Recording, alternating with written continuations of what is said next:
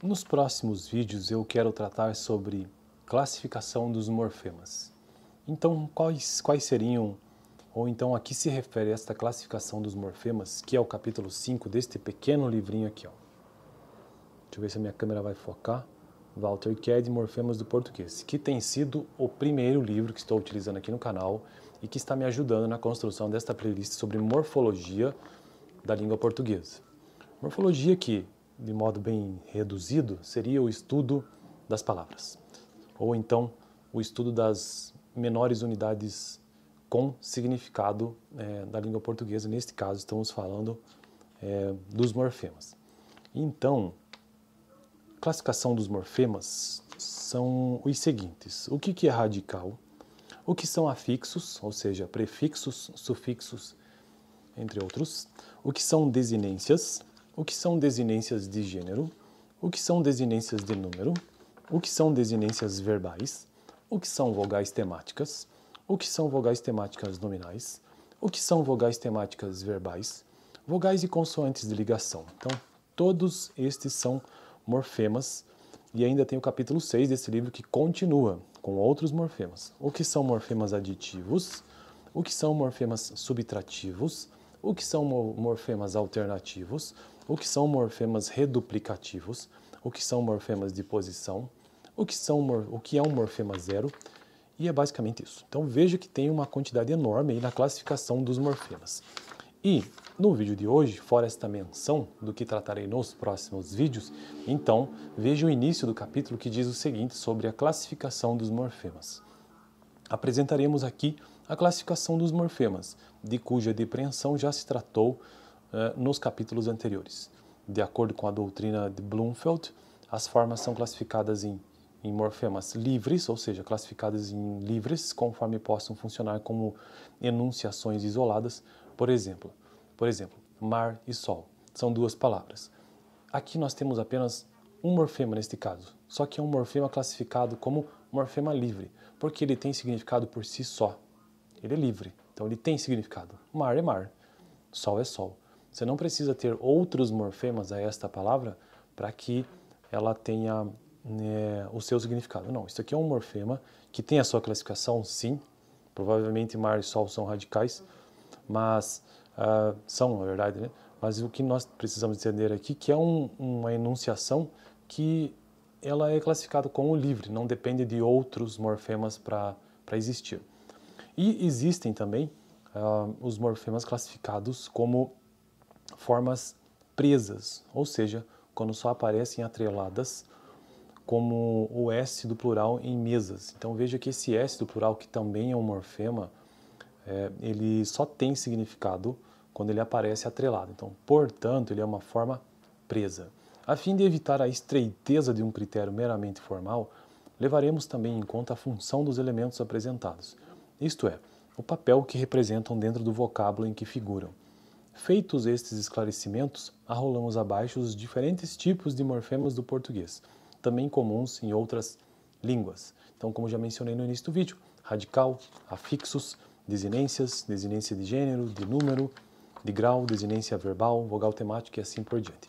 E para finalizar este vídeo, apenas para revisar isto e reforçar, na verdade, deixe eu consultar no livro a definição correta, segundo este livro, né, do que seja o morfema. Só que eu tenho que encontrar aqui, né?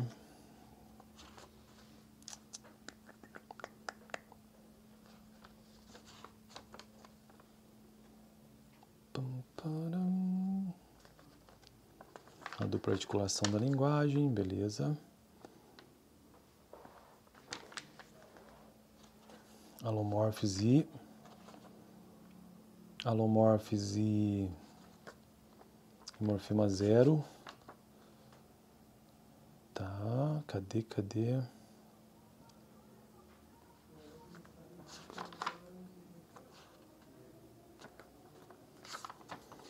Acho que tá bem no iniciozinho da palavra aqui, cadê?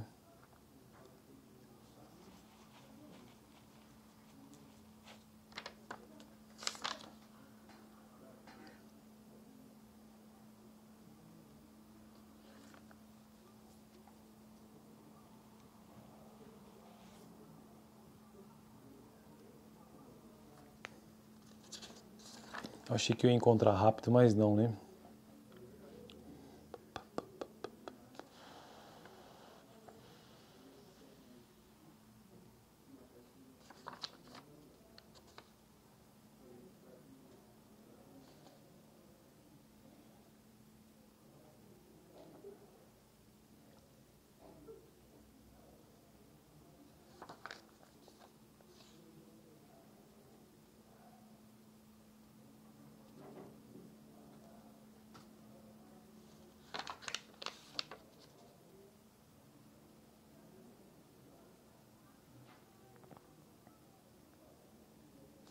Aqui, ó, encontrei. Demorei, mas encontrei. Então, eu tenho que, inclusive, decorar isso aqui. Está lá sobre... Eu sei a definição de morfema por mim mesmo, só que eu quero consultar no livro. Então, a dupla articulação da linguagem, lá na página 15, que diz o seguinte. Finalzinho do texto. Baseando-se agora no par fala e mala, né? Destacamos F e M, que já são elementos providos de sentido, que são os fonemas, porque eles distinguem palavras no par mínimo, né? Por exemplo, fala e mala tem a mesma estrutura, a única coisa que diferencia essas palavras é este fonema do início da palavra. Então, de fala e mala, né? De mala, mala. Então, são fonemas. F e M, o F e M são fonemas. Diferente de morfema, né? São elementos providos de sentido. A substituição de F por M contribui, entretanto, para distinguir os vocábulos fala e mala. Essas unidades distintas, desprovidas de sentido, recebe a designação de fonemas, como eu já disse. Convenciona-se representar os fonemas entre barras oblíquas F e M. Já os pares caracterizados, tá? Os pares mínimos, comutação. Entre os morfemas e os fonemas há uma diferença qualitativa. Enquanto aqueles, ou seja, os morfemas, são significativos, esses são distintivos. Com base nessa posição, André Martinet estabelece a teoria da dupla articulação da linguagem. Uma primeira articulação representa por unidades significativas, acrescenta-se uma segunda articulação de unidades distintivas. Convém esclarecer que, ao contrário do que nossa exposição poderia levar a crer, as técnicas de análise fonológica se desenvolveram primeiro, posteriormente foram transpostas para o terreno da morfologia. Embora o termo monema, segundo Martinet, não seja exatamente sinônimo de morfema, esta última designação utilizada aqui neste livro. Então, na verdade, a única diferença de morfema para fonema é que a primeira, ou melhor, o fonema, ele é apenas distintivo, ele diferencia, enquanto que o morfema, ele realmente tem significado. Então, por exemplo, nós temos a palavra, os pares, né? Canta e cantas. Nós temos aqui um morfema, né? O S, e ele tem um significado. Qual é o significado? Plural. Esse é o significado.